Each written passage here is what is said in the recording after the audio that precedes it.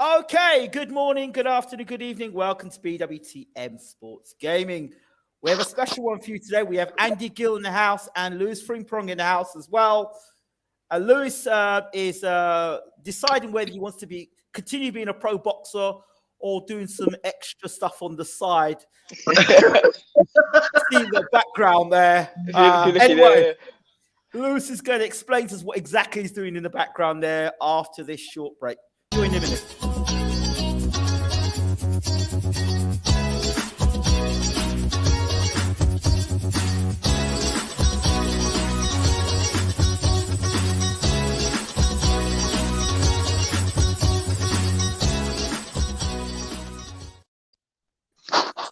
Sunday afternoon, there was no boxing that I knew that was significant last night.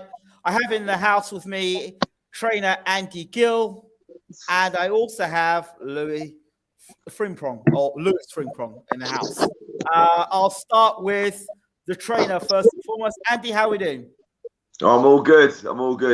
Nice to be back, Ingram. Thank you for the invitation. No worries. Thank you so much for accepting. And of course, we've got Lewis Frimpong in the house as well. If you could do the introductions regarding Lewis, that would be fantastic. Me?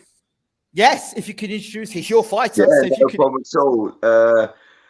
This is Lewis Frimpong. He's been with me coming up to 12 years. He was an amateur with me, 40-odd fights. I would say like a 60-40 fighter with his record. Become pro about 3 years ago. We had COVID, which knocked us sideways a little bit. He's had 4 fights. He's won every single round unanimously. And he's fighting this Friday on BBC iPlayer for his 5th bout. It's a 6-rounder, and it's a setup for the Southern Area title, which hopefully we'll get in November. We're still figuring out a date, but we're hoping around the 19th. Fabulous, fantastic. So, Lewis, once again, welcome to the show. I think the last time I spoke to you, you were about to turn pro. Yeah, that's it. Yeah, I was about to have my first fight, my debut. Yeah. So, how has it been from the first fight to now? It's been tough, as it always is, in the gym, working hard. But it's been good. We've had good camps, some good tough fights, and we've done well up until this point. So take us through. This is really interesting because I get to see a fighter that's associated with a trainer that I know pretty good. But the thing about this is that you're on the journey.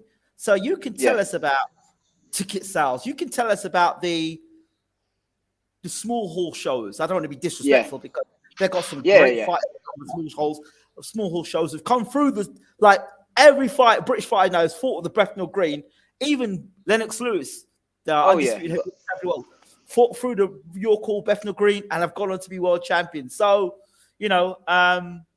it's a very special place to fight for sure. I'm sure you appreciate that. And obviously as a trainer, Andy, you'll appreciate that as well as a trainer. Yeah, definitely. So for you, before you turn pro, you would have seen many pros before you turned pro. So what was your idea coming into the pro ranks? I wanted a different challenge, I think, and that's what the pros provided me with, rather than amateur shows and taking the amateur route as I did. The pros it was a different style of fighting, if you could appreciate what I mean. Amateurs very fast paced, in and out point scoring. Pros, you can slow it down quite a bit and work on things, and you can really look to take it to your opponents and sort of throw the shots in hard and dig them. And it was just another step on the journey to change from amateur to professional. And I just wanted a different challenge. I wanted something different.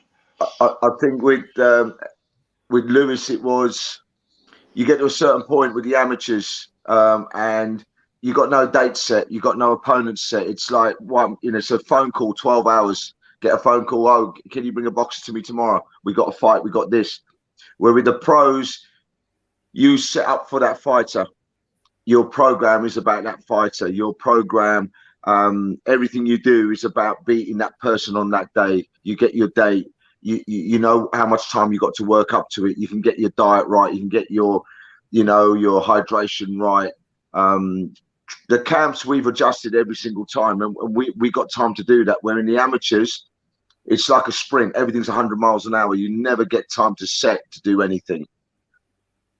Okay. So from the amateurs to the pros, what was, say, the day you thought, you know what? Thank you very much for the amateurs. I'm turning pro. Was it a trigger moment? Was it a long process? Was it something happened that said, right, pros for me now? Or was it just a natural transition? Well, so it got to the point where I wanted something different from the amateurs. Like Andy said, there was a lot of sort of stop starting and waiting around. And I was starting to not enjoy it as much as I used to. And then another one of my stable mates, Jamie Smith, turned over, and we went to watch him fight. And then ever since then, I thought, this is something I can get into. This is another avenue that I want to go down. Because he made it look easy, but it's not... I'm just grinning because I remember Lewis at the fight. Yeah, that was exciting to watch, and yeah, like I said, it was a new experience, a new avenue to travel. Yeah, I wanted to change. So now you've decided to make the change. Was it an overnight thing? Was it a gradual process of just being ground down? Or like, what was it that said, this is it, I've had enough, I'm turning pro? Well, yeah, like I said, it was getting to the point in the amateur as well. I just wasn't enjoying the whole process of being an amateur. It sort of got to the point where I was sort of contemplating whether to carry on boxing or not, or what I wanted to do. It got to a point where I was really starting to think about, where is my journey going to take me now? I had thought about turning over and becoming a pro before, but it's just taking that leap into the unknown that I was wary of. Am I good enough? Am I going to do well? Is this the right decision to make? And then it got to the point, like I said, after Jamie turned over, where I was like, either I do it now or I don't do it. Do I do it and see how I go, or I don't do it and live with regrets? So it was just a case of making a decision, not necessarily overnight, but pretty quickly. Turn over and go. So what I'm going to try and do is kind of go through the 4 fights so we can kind of catch up with where you are now and then push on from that. So forgive me for this. So you decide to turn pro. So let's talk about, obviously, Andy's got the beauty of amateur boxing and pro boxing within the same gym, right? Am I correct there, Andy? Yeah. I don't want to say anything that's not true. Yeah, I have. Before we go any further with that question, so I have to give praise to Lewis, to Courtney, to Jamie, to Jules, but more, and Pat, but more Lewis, Jamie, and Courtney. They helped me become an established amateur coach, and they're helping me on my journey as becoming a pro coach. And I can't sit here and go, yeah, well, it's all me, blah blah blah, because if they don't bring their certain awkwardness about what they do, or they need to be taught things, I as a coach can't take things on board to teach. So my journey as a coach, especially Lou, has had a massive impact in what I'm doing, and how and where I've come to. Kids who have got me now, they've got so much more. Where Lou, I grew up with Lou grew up with me. You know, we become fighter and coach together, and that was, you know, it's a beautiful lesson for me.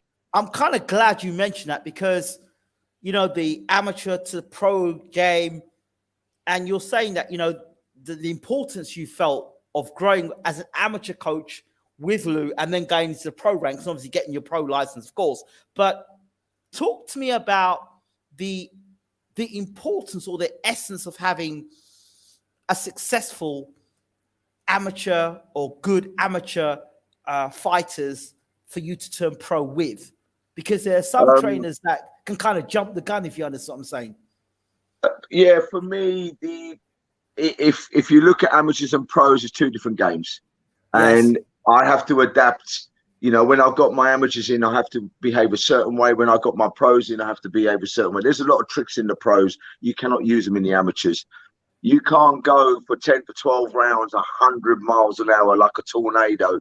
because it's, you know, you have to have gears and paces. You have to go up and down in them 10, 12 rounds. So they're totally different. Camps themselves, there's a structure. With the amateurs, you're constantly doing the same things over and over again. You've got no set camp. So there's nothing set.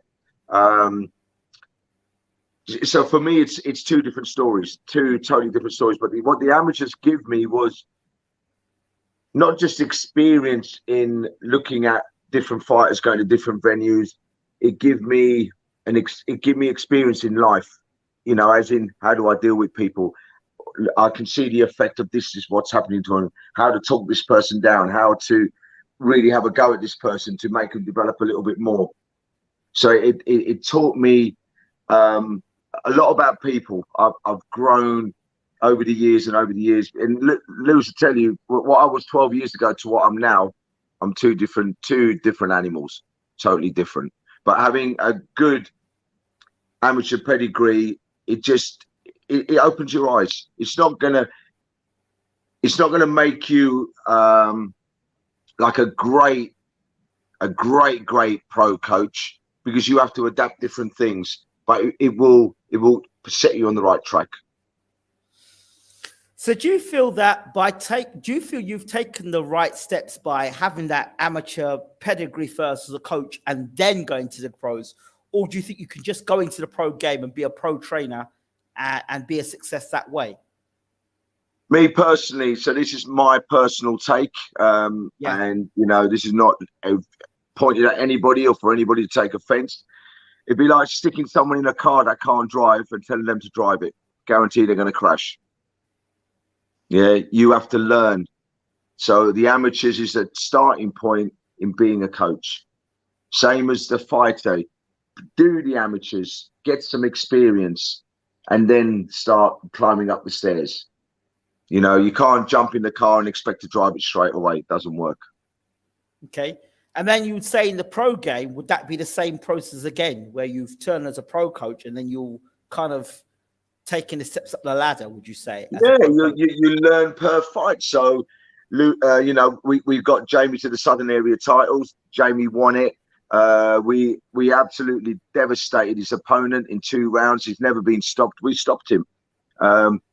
So that's telling me now the experience I've received from that. When Lewis goes to fight for his, I've already got experience. So with Jamie, it was a lead up to it. And, you know, you it's not that you doubt yourself, but you think, have I done the right thing?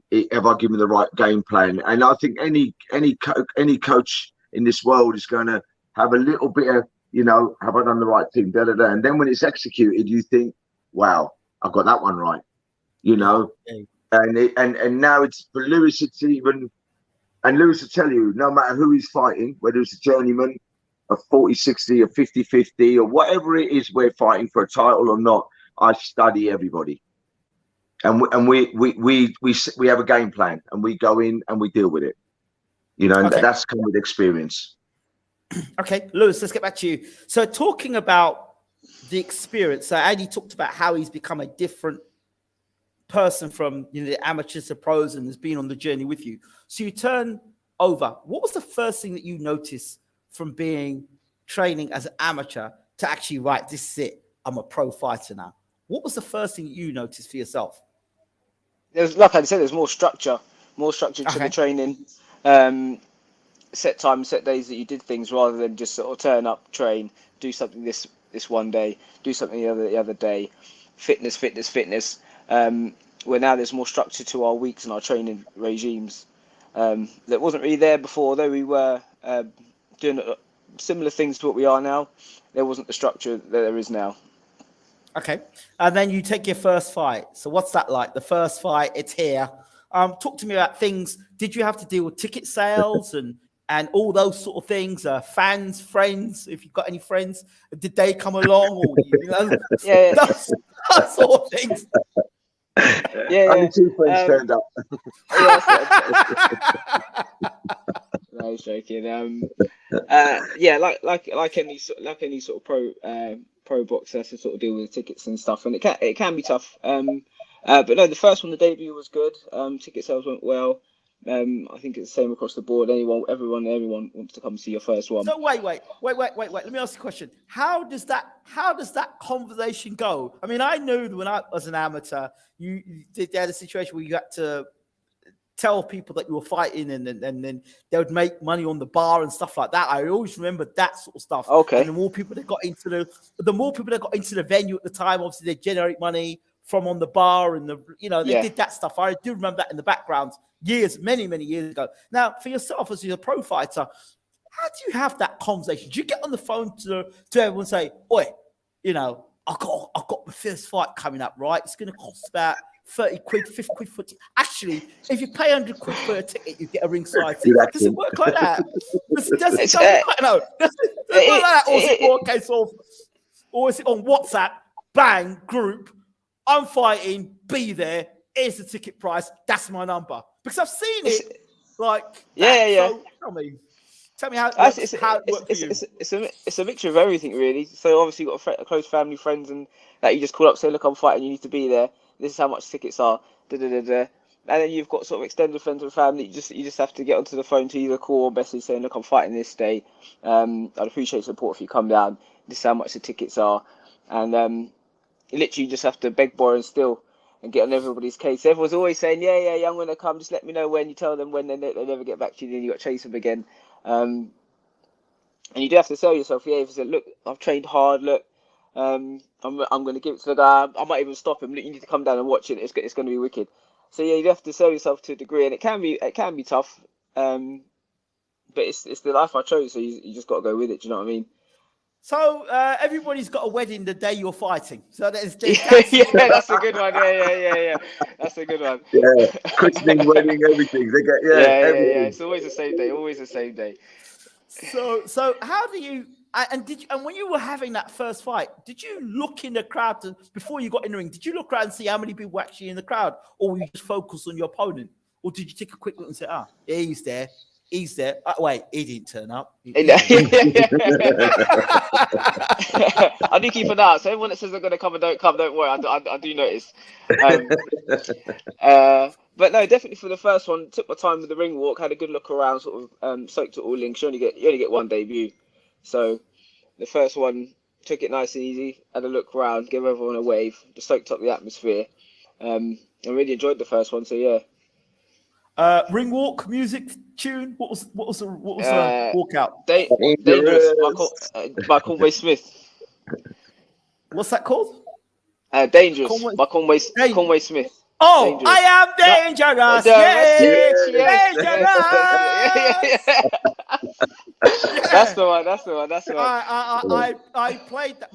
My family are from Trinidad, and obviously I think Conway's Jamaican. I'm correct. I think it's Jamaican, right? Right. Well, that was Nigel Benn's tune, "Dangerous." It was. And I remember, and I playing it in the house to my dad. I got the record and I played the vinyl on his thing and on his record player. And my dad was DJ back in the day, so I'm playing this tune. He's into his jazz, and you imagine it, jazz and R&B, real smooth, slick talking guy. And I've got this tune. I am dangerous. Dangerous. My dad walks into the room. He's looking at me. He looked me up and down and said, "When did you become Jamaican?" I said, "No, it's just a good tune." He said, "Don't ever put that tune down." He got it and he slapped the violin too. He went, "No." Yes. No. Dangerous. Yes. Yeah. It says, "When I get on the dance floor, I am dangerous." Is that? Yeah. That's it. Yeah. So, what inspired the action? Was it the Nigel Benn thing? What was it that inspired that? I didn't even know Nigel Benn came out to it. I heard EUBANK come out to it once. Yeah. And I heard it. I thought, yeah. Well, it must be one of his first few fights. I heard him come out to it, and I thought, I like that song, and it's one of my mum's favorite ones anyway. Wow. So I sort of, when I was talking about making my debut and what song to play, and then I sort of mentioned that to her. And she said, "Yeah, you need to come out to that. That's one of my favorite songs." So yeah, it ended up being that, and everything's history after that. Side note to this, the day that happened, I first heard that tune was Nigel Benn against Michael Watson at Frenzy Park. I was about 10 minutes away from there. That day, I went to get my hair cut, and Ben had taken 4 hours at JD Sports in Manor Park to get that hairstyle. And I was a big Nigel Ben fan. My dad was a Michael Watson fan. And my dad said, Ben can't box. Watson will beat him. I thought, no, Dad. And my dad gave me £1 for pocket money, and I gave him the £1 back to him. I said, don't worry. I'm putting £1 down. Ben's going to knock Watson out. Well, of course, then got knocked out by a jab by Watson. And so now I'm just going back there. Kind of 1987 or 86, around that time. 6, 7, around that time. Might be 7, Yeah, because he boxed EUBANK in 1990. Yeah, so anyway, side note. But yeah, great tune. So what happened? How was the first fight? How did that go? It went really well, to be fair. Camp was great. So I come into the fight really confident, to be fair. Although nervous as you would be. Came into the fight extremely confident. Knew that I couldn't have prepared any better.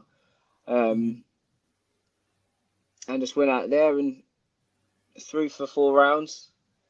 And looked good in it, to be fair. It was a good debut. So in that fight, how much of what your trainer said to you was actually executed on the night, or was it down to nerves and excitement that you just went and did what you did that night for the first one? Initially, in the first round, sort of the nerves, sort of, I say nerves and excitement get you. You don't want to rush the work and fall into anything or look silly by getting caught with silly shots. So in the first round, you're sort of taking it easy and I suppose paying your opponent the respect that he's due, obviously. But then obviously when you go back to the corner, you have a chat with the coach and he sort of walks you through. Obviously, this is the game plan we had before. Now I want you to do this. Stick it on him. You up the work rate, all of that. So we had a game plan going in, and I tried to execute it to the best of my ability. Sort of obviously with the nerves and the excitement in the first round, but after that, we stuck to the plan, took instruction, and run away with it. Really fantastic. So you win the first fight, and obviously, you walk down the ring apron, and then you go out and you meet the people that were obviously there to support you. However many people were there that night, and how was it on the first? It was good. I had quite a few people there, so the roof was blown off the first one. It was loud. Walking out, everyone was just cheering your name, shouting. It was an atmosphere to soak in, definitely. And it's just one of those. It's an experience you'll never forget. Right. It was a really, really good one for me. So, okay, so if you're off to a flyer, the first fight, the second fight, is it the same again, or do you encounter anything different in your second fight? The second one was similar. Really confident in the prep. We had been another great camp. So, coming to the second one, I didn't really have any doubts about my performance. The only thing was that I wanted to either do as well or improve from the first. So that was the only. He was the downfall for Lewis in the second and the third. He's still done really well. He won every round unanimously, but he wanted to stop somebody, and that overtook his mindset. And then obviously people grab and spoil when that's all part of the game. Lewis wanted to fight. He was hungry to fight.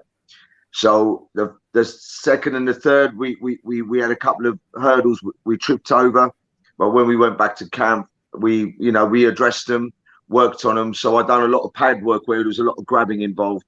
So he'd take a couple of shots and I'd grab him and not let him go. And instead of getting frustrated, I taught him how to get out of the locks and what to do, remain calm. The fourth fight, he got called out by a 50-50 fighter and he executed it. It was written in the stars. It was beautiful. Let's talk about it. You got called out in a 50-50 fight. So who called you out? I don't even know his name. And Andre Santa, his name was. That's it. And why did he call you out? I think we was in a similar situation where we both had an opponents pulled out for a show we was both supposed to be on. And obviously he'd seen that I was supposed to be on the show and said, I'll fight him anyway. And that was that. I said, if you want it, we'll take it. I think it was a similar weight, or he's going to come up to meet, I was going to come down, I think he's going to meet in the middle. And that's how it went, yeah. So was there anything he said to you before the fight? Because he called you out, so he must have had something to say to you. Yeah, he said something in the video, didn't he, about calling us a puppy's going to get Yeah, he's a beaten up or puppy. something like this. He's a Yeah. sniper shooter. He's going to shoot him down, pick the shots up, deal with him, blah, blah, blah. But I don't think he realised who Lewis was until the day of the fight. His coaches walked in and seen me and then realised who Lewis was. Then the demeanour totally changed. So, what happened to the sniper? He got. No, all credit to him. He come to fight.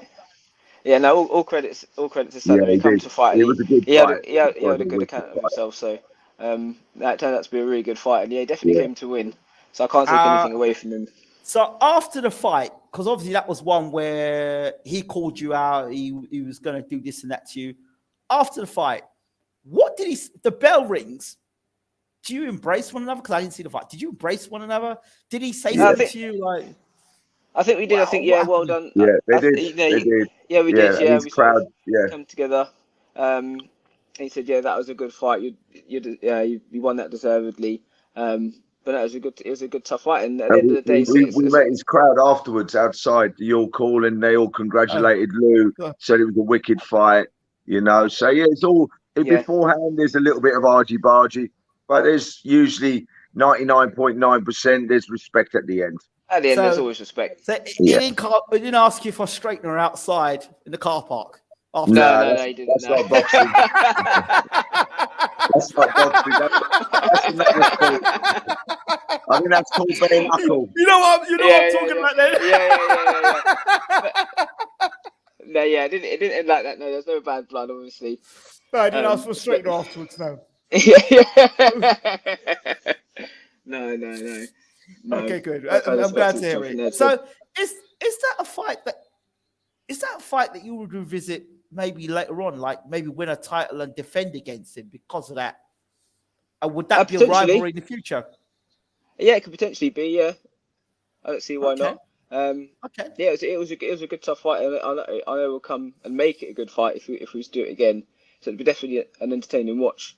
So yeah, obviously now that's a 50-50 fight, right? That's a fight that it wasn't one of these guys that you were just going to go over, knock over, or just beat. That was a guy that was there to win.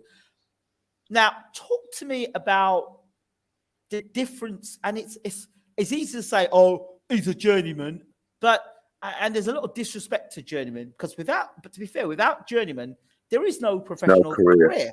No, there's not. And there's no learning. Let me just quickly give my point of view, and Lewis will have a different point of view. Don't be mistaken by that word journeyman. No, absolutely not. If they taste blood, they will take you out. Without a shadow of a doubt. There's so many debut fighters who've been put on their arse because they've taken it for granted. Yep. So Lewis will tell you, we don't take anybody for granted. We'll look at them and think, you know, this, that, and the other, but we'll train a certain way to beat that person. So a journeyman, you know, part of their job is that, you know, Lewis will get more experience. But it's not done deal where Lewis is going to walk in there and he's just going to win, you know. And the thing is, if you are against a journeyman, then win every round. Don't let them take a round. You need to go in there to yourself. Put it on them. Put it on them. And he's never lost a round. He's had 4 fights, 12. Is it what? 16 rounds. He's never lost. He's won every round unanimously. Every round. So I want to go back to this thing about the whole trying to knock a guy out. Psychologically, what does that do for you when, you know, you hit a guy with your best shot, he's still there and he keeps coming? What does that do for you as a fighter? It is disheartening because if you lever someone as hard as you can and you hit them straight on the button and they don't go anywhere, they just shrug it off and walk through it, and then what else have you got? Do you know what I mean? So if you're really trying to lay into this guy and he's just wearing and walking through, you're sort of left with no options. Does that make sense? Doesn't that make you a better boxer because you're having to rely more on skills than relying on one big punch? Yeah, definitely. If you can't knock them out, then you have to outbox them. Yeah. So don't you prefer it that way round? Because at least you know that that's your base. I can box first. If I get the stoppage, well, that's a bonus. But if you can't stop a guy, if you can't stop a guy and then you can't box, you got a problem. Then you're in trouble. The priority is always to box and look good. And the stoppage comes when the stoppage comes. But yeah, like you said, if you can't outbox somebody and you can't punch, then you are in trouble. So yeah, the key is always to be able to box, hold a good account of yourself, defend yourself well, and not get caught out of hitting, not getting hit, obviously. But yeah, that's first and foremost. If you can't box and you can't hit, then you are in trouble. Right. I want to come back to that journeyman thing, and the second part of the thing I was going to ask you about is, right, you're now in with a live opponent, a guy who's throwing punches back, who's come to win. What's the obvious difference with a guy who's live and coming to win versus a guy that's coming to take you rounds but not necessarily coming to win? It's the aggression, obviously, from them. I think if you get Germans come to just walk you around, then a very negative step back, just catch, maybe throw the odd shot. Whereas if you got someone like a 50-50 that wants to come and fight, they're catching and coming back. They're throwing before you get there. They're catching you with shots that you're not looking at because they're setting stuff up. So it's much more of a challenge rather than getting someone that's very negative stepping off and just catching and moving. Do you know what I mean? So are there different types, for me, from what I've noticed, there are different types of journeymen. They're the guys that will soak it up for 6, 8, 10 rounds. And that's just the human punching bag. I see those guys who just soak it up, and really have no intention of winning. They're just there. Then there are other guys that I call the chancers, where they'll walk through the fight and suddenly they'll just land a shot, bang. And if they think there's a chance, they're going for it. Yes. They're chancers. I tell you who I look at and I call a chancer, Sokolovsky. He's been around a long time, a heavyweight, but he's been around a while. But if he can catch you a shot and he thinks you're a bit chinny, he'll go for you. Yeah. But if he knows that if you bang him and you hit him and you can hurt him, you think, you know what? I'll stay in my shell and I will box to protect myself getting knocked out so that I can box next week and keep fighting. You know, they're that type of journeyman. Yeah.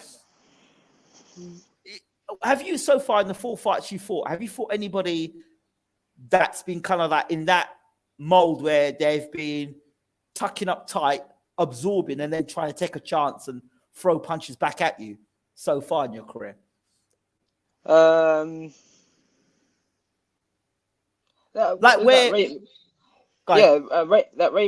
Comey, was it second or third? Third, yeah. Third, Raymond. Third one, he was grabbing you up, spoiling you up, looking for gaps. But I think everybody you've had, there's been, has said each fight, there's been more. With the journeyman that Lewis has been up against, there's been a little bit more. So, you know, it's like his fourth fight was a 50-50. This next fight he's having is a gentleman called Mark Butler. They've moved around together and he's coming to fight. And he's got a tank. He will come forward. He doesn't like going backwards. Lewis he knows he's got a fight on his hands. Oh, yeah, definitely. You know, and it's his 5th fight, but you know, you asked Lewis about, you know, what does that 50-50 person bring for you? For me, it brings gaps. It brings little pockets where we can execute because they want the fight as much as we do. So they'll leave themselves open. And I'm looking for them openings as small as they are. Where with a journeyman, you know, you get percentages, like you said, some of them will come and they'll want to take it to you. But the ones that don't, they know how to tuck up. And it's really hard to hit them. Really hard.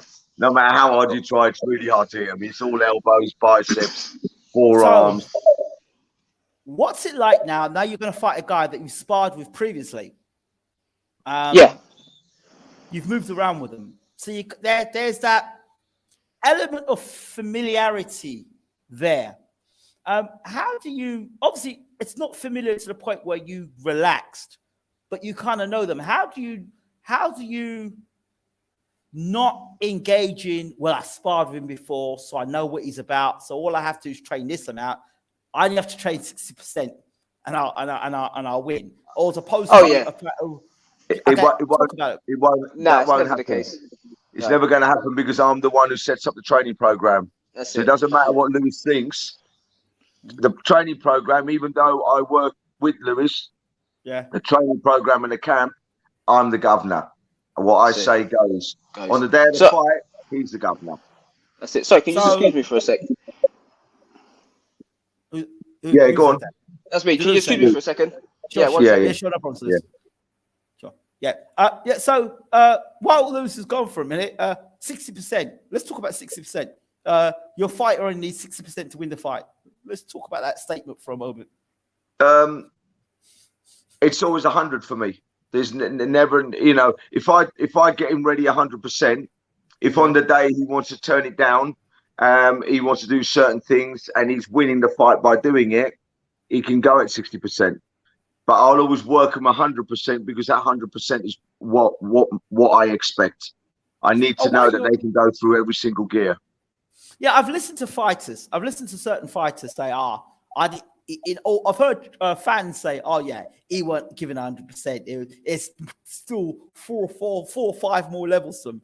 How do they know there's 4 or 5 more levels to them when they've never had to explore the 4 or 5 levels because they've never fought anybody to push them for 4 or 5 levels more? How do they know that? The answer's in the question. They haven't got a clue. The only person who will know about the levels is if it's Lewis and someone out the crowd comes to me and goes, oh, Lewis has got 4 or 5 levels more. I'm going to look at him like he's talking a load of nonsense because the only person that will know about levels is me and Lewis because we're the two that are training together.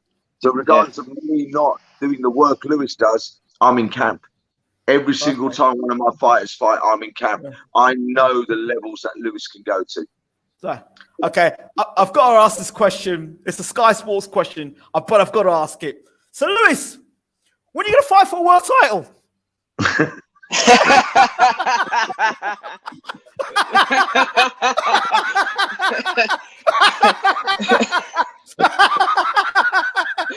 We're building to get there.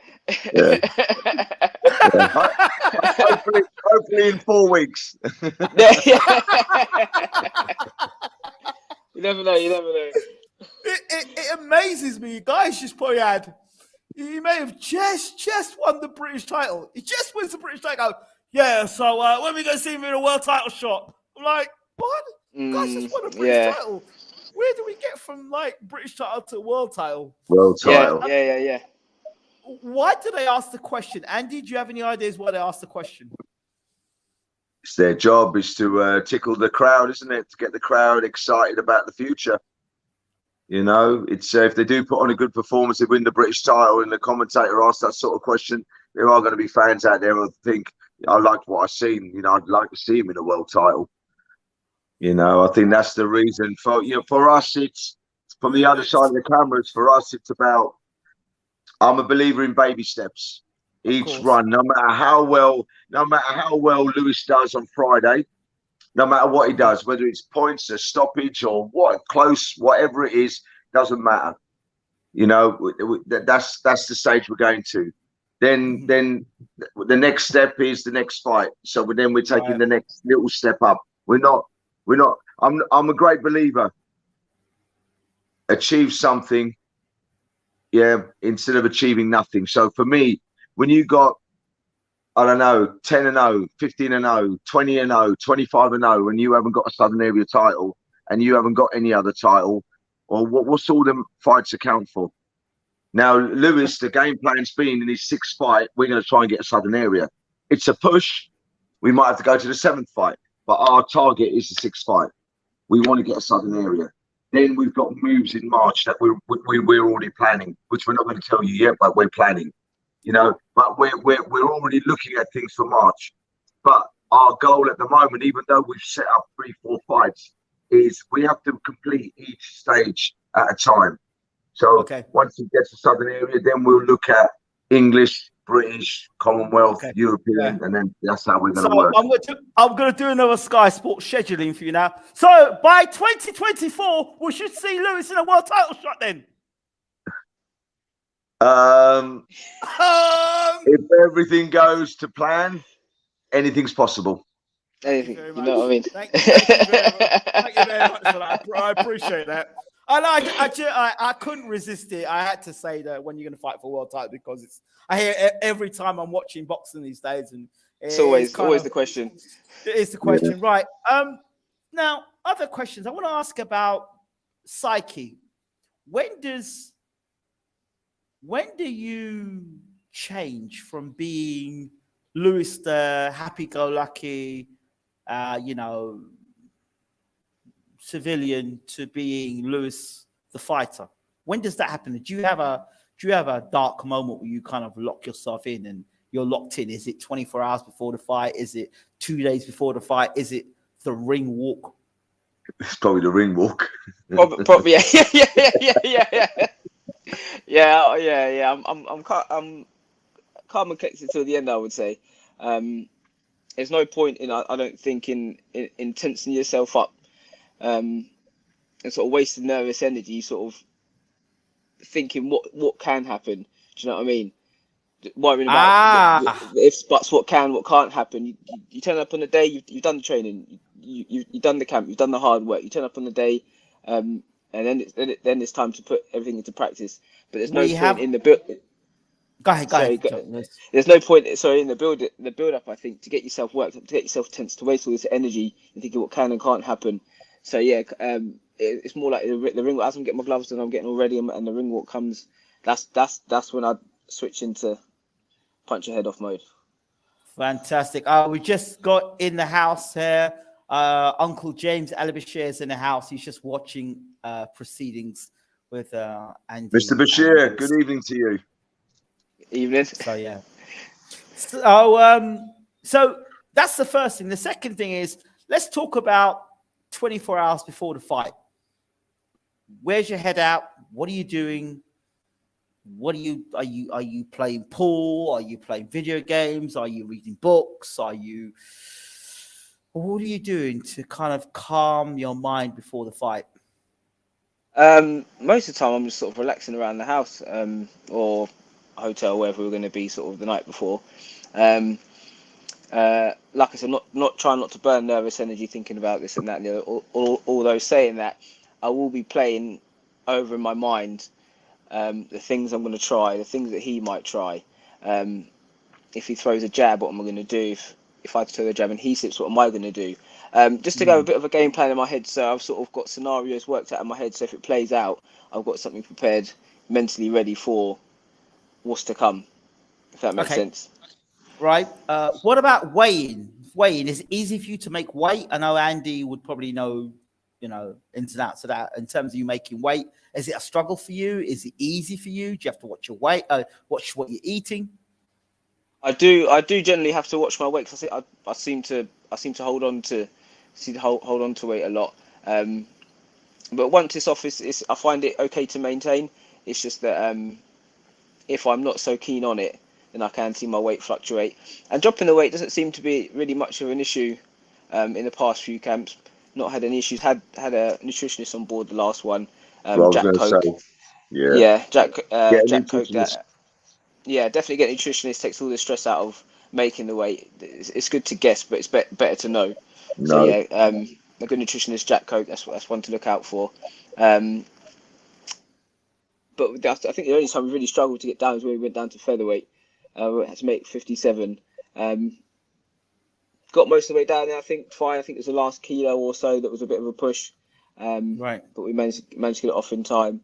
But that's probably the lowest I've been in a long while, I would say. So what's your walk around weight? Normally about 62. Normally around about 62. Okay. So what, 62? That's 63.5 would be light welterweight. So light we're looking at super feather. Super feather? Just over lightweight. Super lightweight, light, 61. Super lightweight.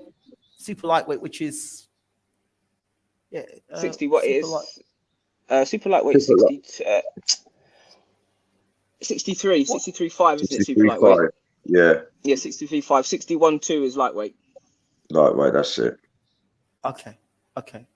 All right. So you walk around at lightweight. Yeah. And then you fight at featherweight. Yeah. No, super feather. Okay. I've done one fight at featherweight. The previous one has been super featherweight. So 59. And how do you and the difference between feather and super feather for you in terms of fighting?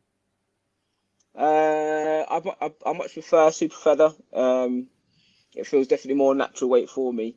I just feel better in myself. That's a weight that I can handle quite easily. Feather's fine as well. It's just a bit of a stretch from what I'm used to. Obviously, because I walk around about 61, 62. 59 is easy to make. 57.1 featherweight is Okay. doable, but it just takes more effort to get there. Okay. Andy, your thoughts on this? Featherweight, super featherweight? I mean, you're the trainer. You would know. Yeah, like I said, if you get a nutrition on board, they make life a lot easier. Lewis used to do his own dietitian work. He'd always get there, but with it was a bit of a struggle, but he'd always get there. But when he got the nutritionist, it was a doddle. Like, his moods were different. Like when they're losing weight, they get a little bit snappy, a little bit angry.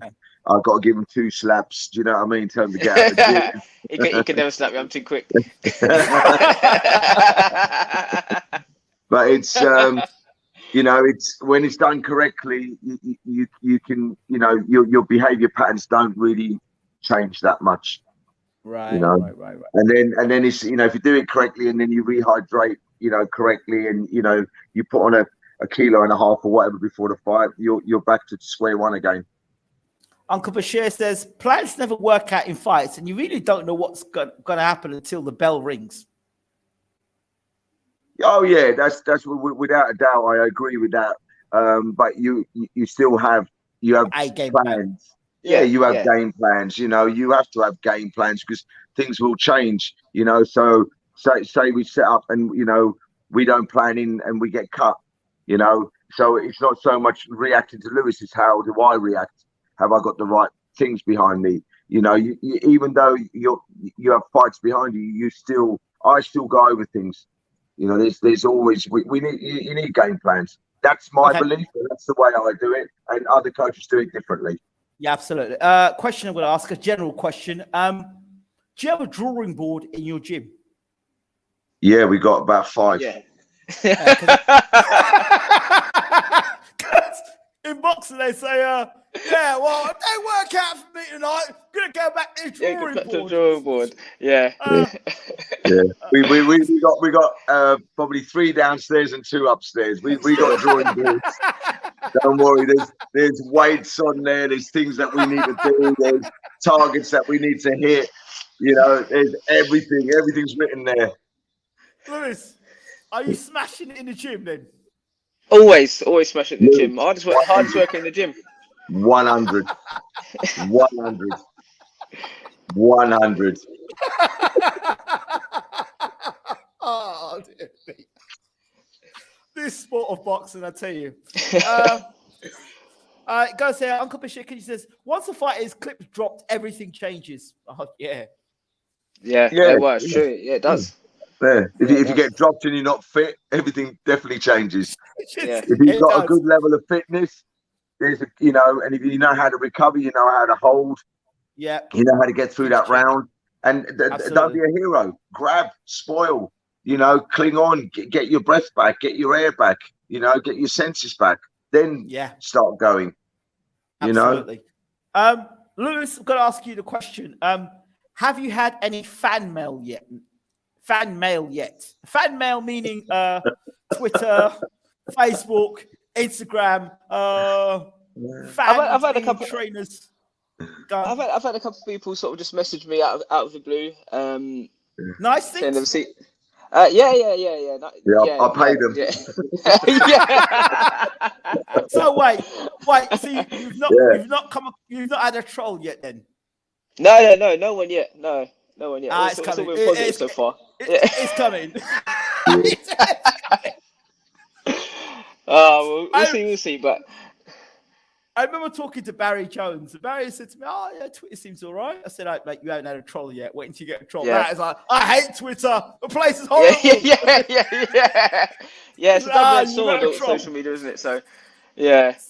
how do you feel about social media? Obviously, you've seen fighters deal with social media and the stuff that's come off social media. How do you feel? What's your personal take on it? And Andy, of course, you as a trainer, your thoughts? On social media. Go on, Lou. It's a bit of a blessing and a curse. Obviously, you can use it as a tool to promote yourself and show people what you're about and showcase skills and things you're doing. But then on the other hand, it can be a place of judgment and cruel words. Do you know what I mean? As much as you can use it to lift you up through positive messages and stuff like that, it can also drag you down through people just throwing doubt your way and criticizing things you're doing and just sort of kicking you when you're down potentially as well, if you're going through stuff that people don't see. Or so as much good as it does a lot as bad as well. Okay, right. Andy? It has its purposes, social media, and the unfortunate thing, we're out there to be criticised. You know, we do show what we do. You know, people have criticised the gym. People have criticised me. I was never a pro boxer. People will always criticise that. You know, they'll criticise the way one of my fighters. Oh yeah, well yeah, he looked all right, but he got caught with a punch. Well, we're boxers, mate. You know, how many boxers are out there that never get caught with a punch in the whole of the fight? It's impossible. You know, unless you're fighting someone who's got their hands tied up, you're always going to get clipped with something. So for me, wait. I know one boxer that's never been clipped. He never got clipped. That was the guy that got in the ring to fight FA Jagba. Before the bell rang, he got back out the ring. That guy, yeah. I know this. Over the years, I've just switched off. So if someone makes a comment, I don't even reply. Where before you go, and now I think, you know what? I'm out there to be criticised. Yeah, they can criticise. If they get personal with me, I don't really care. If they say something about my boys, then I'll reply back and then shut it down. You know, but I don't. I'm always going to get criticised. They're always going to get criticised. I'm used to it now. You got to. It's just part of getting in the shower. You're going to get wet. That's the whole point. Yeah. So it is what it is. All right. So, anything you want to talk about, Lewis, in terms of the Butler fight? What the date is, the time, and how people can get to see this fight? Yeah, so it's in the Magna Centre, up in Rotherham, Sheffield. I think doors open at 6:30. It's a bit of a trek for them, and I can appreciate that. But anyone that wants to travel up and come and support, it's always appreciated. Like I was saying you earlier, it's a tough old game in the old pro boxing, especially initially when you're starting and ticket sales and stuff like that. So anybody that wants to come and travel up, I'd appreciate seeing there. And then just a message to my opponent. All respect to him. I know he's going to come. I know he's going to bring the fight. He's going to want to win it as much as I do, but I'm going to want to win it more. No doubt. It's on BBC. It's on BBC iPlayer. How do they get to watch that then? You just have to go on the app. There's an app stream through the iPlayer. Through the iPlayer, so they'll be able to see it live. If they do want tickets, there's tickets at the gym. They're £40 each, and it's going to be a good night. It's going to be a very good night. How do people get in contact with you or Andy in terms of the gym, buying tickets? How do we get that up? Let's get that information up. Even they can just come down to. I'll put that on a banner, in fact, for you. Go ahead. Sorry, go ahead. So let's get the information. So you got sell. Okay, so go ahead. So it's the details. It's the Magna Centre. How spell that? Magna? Magna, M-A-G-N-A.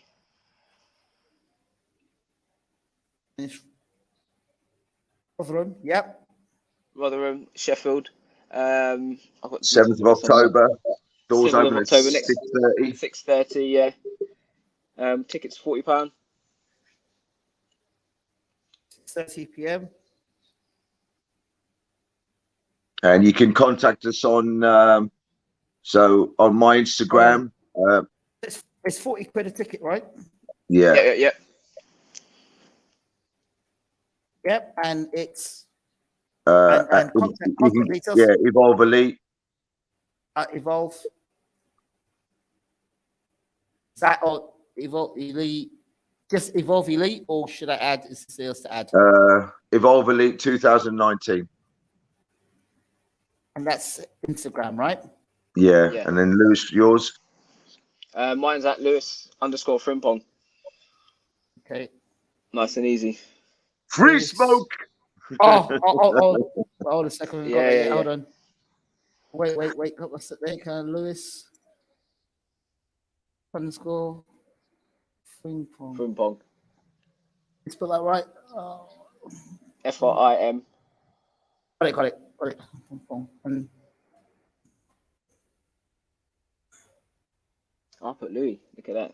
It's Lewis. It's got S on the end. hang that there. Yeah, man's trying to be posh. Man's trying to be there. posh. Louis. Let's get it there. Bonjour.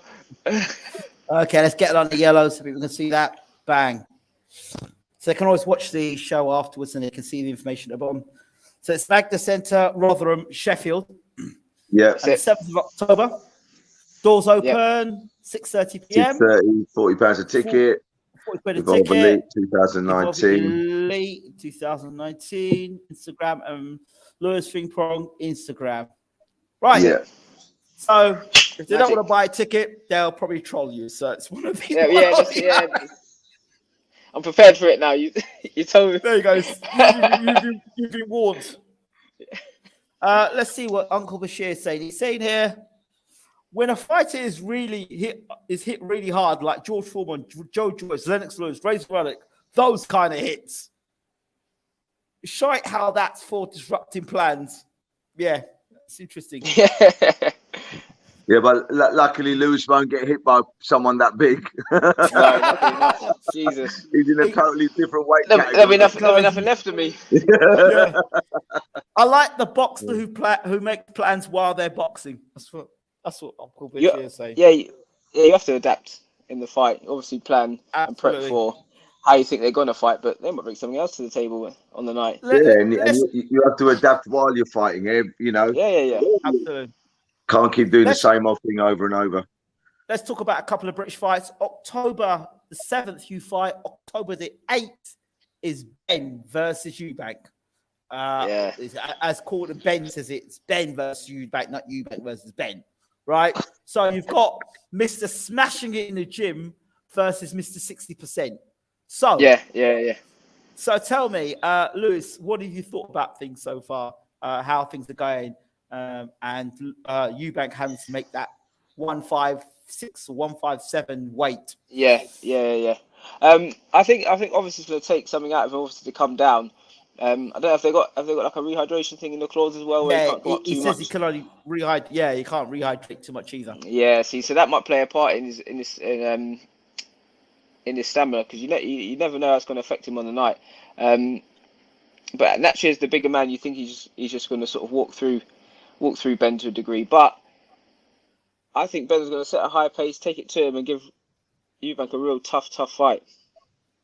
What have you made of EUBANK with the KFC, the birthday cake, the 60%? Oh, it's all marketing. Yeah. It's to build the fight. Everyone, because he's doing the right thing. Everyone's talking about the fight. Everyone's talking about it. You see EUBANK doing this, he's doing that. He's not taking it seriously. Yeah. Everyone's talking about it. It's a good move on his part. He knows how to sell a fight. Is it dangerous him talking about he'll retire if BENN beats him? It's confidence. He's confident that he's going to beat him. I think it is. But Andy, let's talk about this weight for a second. EUBANK having at 32 years old, having to take off extra pounds, and when you look at EUBANK, it doesn't seem that there's like any fat on him when he makes middleweight. So I'm kind of wondering how the hell he's going to make anything below that. Dietitian, get someone professional in, they will find a way. It's not an impossibility. Everybody's carrying on like it's an impossibility. It's not. You know, he's had plenty of time. This has been in you know, undercover for probably a long, long time. And he's been working. Believe me, he's been working. He's not going to do this 60%. He's not, you know, living on Kentucky and cakes. And he's not, it's all media hype. EUBANK will get down to weight. He will hydrate properly. And Ben will shoot and Ben won't miss. But the difference is I've said before, EUBANK has been hit by George Groves. Yeah, Conor don't hit like George Groves. No one's put EUBANK. No one's put EUBANK down. EUBANK he's got a chin on him, and the lad can fight. You know, they're both real top athletes. I can't, you know, fault either one of them. But when I look at weight categories and I look at Conor, and I look at, you know, how much experience has EUBANK got over Conor rounds? Yeah. You know, he's been a pro a long time, so it's not that he's just become a pro and he's going to get in with Conor. He's going to get devastated or overwhelmed by him. EUBANK is used to this. He's used to this limelight. You know, so me personally, I think I don't think he's going past 6 rounds. I think EUBANK is going to get stopped. Conor will get stopped. Conor will get stopped. There's too much emotion. Conor's too emotional. He'll get involved, and he'll just have to drop his hands, and they'll be swinging arms at each other, and the openings are going to be there. You know, you watch Conor when he gets emotional about a fight. That French dude he fought. You know, he got hurt. He went down. His hands didn't go up. His hands, you know, his hands were very low. The first thing he should have thought about was instinctively is to get the hands up. You know, I got to recover. I got to get, you know, everything back in the engine again before I go. But I never seen it. I know the fight was a long time ago, but he hasn't been in that situation since. So if it happens again, will he react the same way? Hey, smashing it in the gym. That's what you need to know. It's smashing in the gym. That's what you need to know. That's what you need to know. That's what you need to know. I'm smashing in the gym. That's all you need to know. You know what I mean? Yeah. I'm ready. So like people say, we're sparring really well, and you know they're doing this and sparring that. But sparring and fighting is 2 different dilemmas. Two different. I'm still smashing it, mate. I'm still smashing it, mate. You need to be on one of them British gangster films, mate. That's what you need. Yeah. I spent too much time in the East End. That's what it was. England, yeah. Smashing it, mate. Smashing it. So I'm looking forward to the fight so much. It'll be a good fight regardless, yeah. EUBANK Jr. has really sold this fight. He really has. He's come out of his shell. He really is. He's so funny. He really is. But how is he able to eat that chicken and eat the cakes in the way he is? Is that scheduled, or is that like how is he doing that? It's pretend. It's pretend, mate. It's all pretend. You know, he'll take taking a couple of bits of bites of Kentucky Fried Chicken and eating it. It's not going to put you. You know, you're not all of a sudden going to put 10 stone on. You know, he'll probably eat that, film it, throw it, drink, a litre of water, disperse it all. You know, next morning it all comes out, and the story's done, isn't it? One little scoop of cake is not going to make you put on pounds and pounds and pounds. Yeah, but he had a bucket of chicken. He was smashing out a bucket of chicken. Yeah, you didn't see him eat all the chicken. You see him with one piece. Yeah. That's true. I only saw him one piece of chicken. Yeah, it's hype, man. It's hype. It's hype. You know, and I think it's annoying Ben, because Ben's, 100%. Yeah, it's so serious. Smashing it. Yeah, EUBANK is, chicken tastes good. I'm still going to beat you after eating my chicken. He's like, he's teasing, man. He's just teasing. He said he'd abstain from Jake Paul for sex for a week. I think and something like that. He compared himself like Conor Ben with like Jake Paul in terms of like abstaining from sex. Yeah, question to ask, I saw that. Question to ask before I end, Lewis, you can or you can't. It's up to you if you want to answer the question. Is sex important, or does it affect the legs? He doesn't have before a none fight? anyway. I was gonna say when I get it, I'll let you know. I'll let you know. So that answers that question. Andy, Yeah. Well, do I have sex before a fight? Yeah, all the time.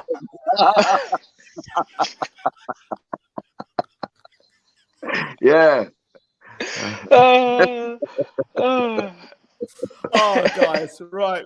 Guys, thank you so much. Andy, your gym, for people to know about you, about your gym before you end, please let people know about your gym. 2 parts to it. So the amateur part is Evolve Boxing Academy, full-blown charity. We deal with any kids in the local area, in the Amersham area, want to come down, want to learn the box, want that family feel, need a friend, whatever the case is, being bullied or whatever the case is, we're there. You know, we're on Instagram. It's Evolve_Boxing_Academy _2017. So all my details are on that. And for the professional side of things, it's Evolve Elite _2019. You know, if there are any pros out there who are looking for a coach, I don't just take people on. You have to do a little interview with me, and you know, we'll put you through your paces and give you a month's trial and see what you like. But you're more than welcome to give me a shout. And that's all my other details, my email, my phone number, everything else is on the Instagram pages. And all the interviews are done in Lewis's room, of course. Yeah. Part-time job.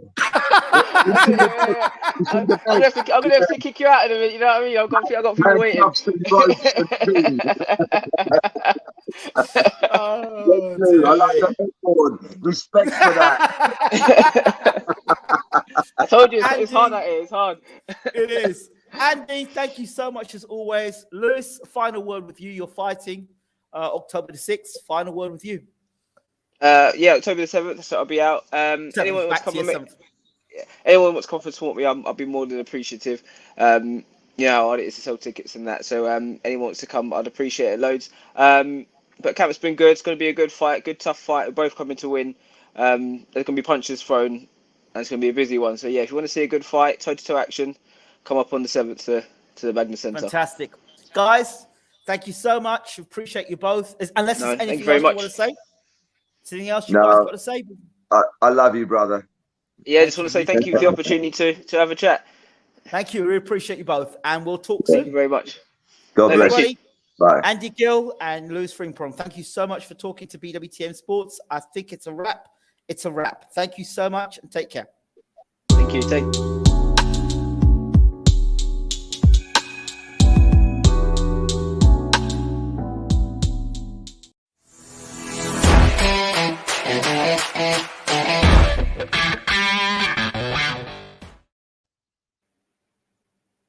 Oh, just me.